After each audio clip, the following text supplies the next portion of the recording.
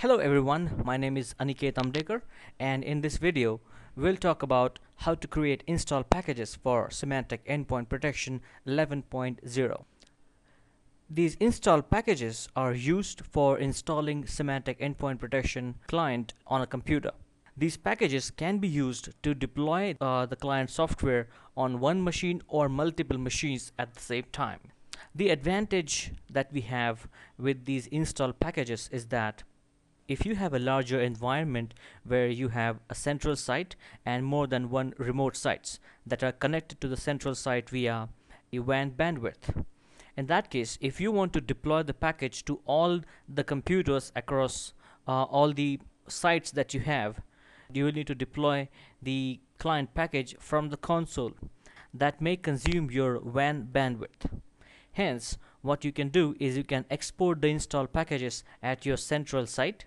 You can copy those packages to individual sites and deploy those packages at the site level, or there won't be a higher consumption of your WAN bandwidth. These packages can also be used for saving in your repository, so that in case if you have new computers coming into your network in future, you can use the same installation packages that you have deployed today to deploy the clients on those machines. There are two types of packages that we can export. One is a 32-bit and other is a 64-bit. Because Symantec Endpoint Protection is supported on both the platforms, that is 32-bit platforms and 64-bit. Hence, we have separate installation packages for both the types of platforms. When you export a package from SEPM, you do have a choice for exporting a package for a 32-bit environment or for a 64-bit environment. As you can see, we are at the SEPM. I've logged into the Endpoint Protection Manager. We'll go to the Admin tab and install packages. As we can see, in the left-hand top corner, we have client install packages, and we have these two packages over here. One is 32-bit and the other is 64-bit. You may notice that in your SEPM there are more than two packages in the same tab. When you perform an upgrade, the installation packages for the latest version are added at the same tab. That is in the admin install packages and under the client install packages option. There are two ways to export an install package. There are two ways of exporting the install packages: Start, All Programs, Symantec Endpoint Protection Manager, Migration and Deployment Wizard. Or you can go to the Symantec Endpoint Protection Manager, go to the Admin Install Packages tab, and there you can export a package. You can right click on the type of the package you want to export. Let's say I want to export a package for 32-bit environment. I'll right click and export. In the Migration and Deployment Wizard, you can click on Next. We can deploy the client and you can add a group.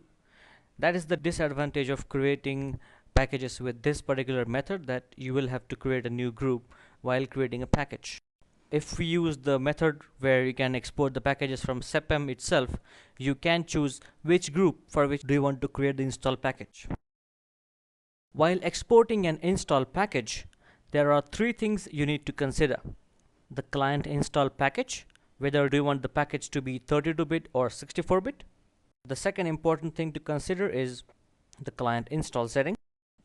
Let's add an install setting and let me show you the options available.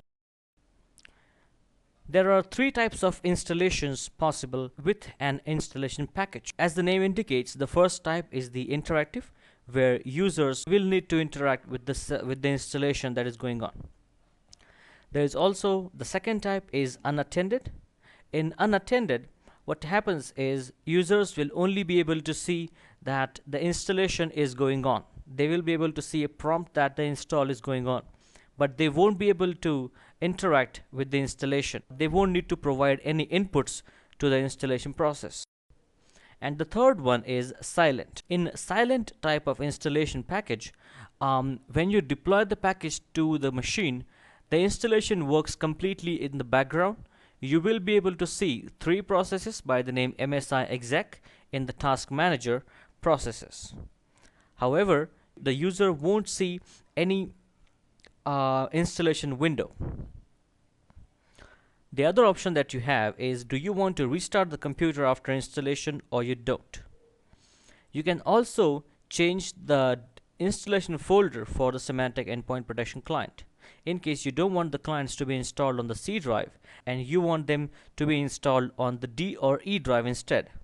In that case, you can change the path over here in the client install settings, and when you deploy the package, the installation path will be the one that you specify over here. You can also change the location of the log directory where the installation logs are created. You can also change the name of the installation log file. You can also control if you want to add the SEP program to the start menu or not. Do you want to maintain all the logs, policies, and the client-server communication settings, or do you want to remove all the previous logs and policies and reset the client-server communication settings? This is a very important setting, because suppose you had a SEPM and a few clients that you have installed that were reporting to the SEPM. However, you have uninstalled that SEPM and installed a new management console. Now you want to redeploy all the clients and you want them to connect to your new SEPM. In that case, it's always advisable to use the second option, so that they will remove the previous communication settings for the previous manager and accept the settings from this installation package for the new manager. Let's create an install setting which is silent, and we'll name it silent install and click on OK. As you can see, the installation setting is created. The third important component of an installation package is the feature set. This helps you to control which features will be installed on a client if this package is used. So if you want only antivirus and anti-spyware to be used, you can uncheck everything. Now let us export an install package which will be for the 32-bit environment, which will have the installation settings which is called as silent install, and it will have a feature set called as only antivirus anti-spyware. So we'll right click, export. Let us save the package on the desktop itself. I will click on OK. Now we have an option whether we want to create a single exe for this package or not. If you create a single exe, it is very helpful in case if you are using a third-party tool for deploying the client over multiple machines at the same time, or if you uncheck the box for create a single exe, it will create a folder with multiple installation files for the Symantec Endpoint Protection client package. Now this package is called as the MSI package. It can be used while deploying the client software using a group policy or Active Directory. In that case, while deploying the packages with Active Directory or GPO or group policy objects, it's not possible to deploy an exe package. You will need an MSI package for deploying it that way.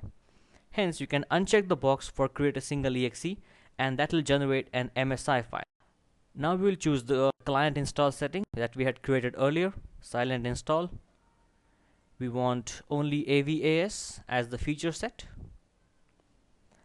and we want to export a managed client. We want to export packages with policies from the following groups. So if I check the box for test group, then we are exporting a managed client with the policies that are applied to the test group. If you use this package to install the client on a machine, that client will be reporting to the manager in the test group. I have unchecked the box for single exe, and at the very bottom you have an option where do you want the client package to be in computer mode or user mode. In computer mode, the policies apply to all the users that log on to the computer, whereas in the user mode, policies are applied based on the logged on user. Let's click on OK. And this is the screen where it will tell you what's going on while exporting the package. Right now it is receiving the package data from the management console. A few more things to know: that these packages will not have the latest virus definitions for Symantec Endpoint Protection. So as soon as the client gets installed, the clients will contact the management console and get the virus definitions. The package has been exported. Let's click on close. Now we will export one more package, which will be a single exe package in the same folder.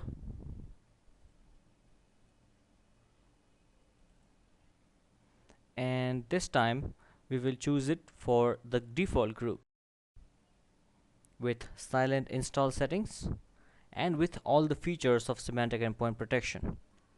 You also have an ability of exporting an unmanaged client package. We'll export one more package for us, and that will be for the default group, and it will be a single exe. Alright, let's click on close over here, and let's go to the install packages folder where we have the two packages for the two groups. As you can see, under the naming convention, it will show you the path of the group for which the package has been installed. Since we had chosen single exe as the package type, we only have one file inside this folder called as setup.exe. However, for the test group, we had chosen that to be an MSI package. So if you open it up, you will be able to see multiple files, and those are the files for installing semantic endpoint protection client on a machine. One of the important files to consider in an MSI package is the set8.ini, because that file will tell you which features have been included in this installation package. It will also tell you other information about this package as well. To summarize what we have learned in this video, that for exporting a package, there are three things important: the client install package itself, whether it's a 32-bit or 64-bit. You will also need to create an install setting. You can customize your installation settings with the help of client install settings. You can choose what kind of package do you want to install, and the communication settings, do you want to reset them or not. You can also control which features will be installed after using this package. There are two types of packages. There's an MSI package for Active Directory and the GPO deployment, and there is a single exe package which contains only one file inside the exported folder, which is called as setup.exe. Once these packages have been exported, then they have no direct link with the management console. You can copy or move the packages from this location to anywhere. Alright everyone, thanks a lot for taking your time and watching this video. Thank you.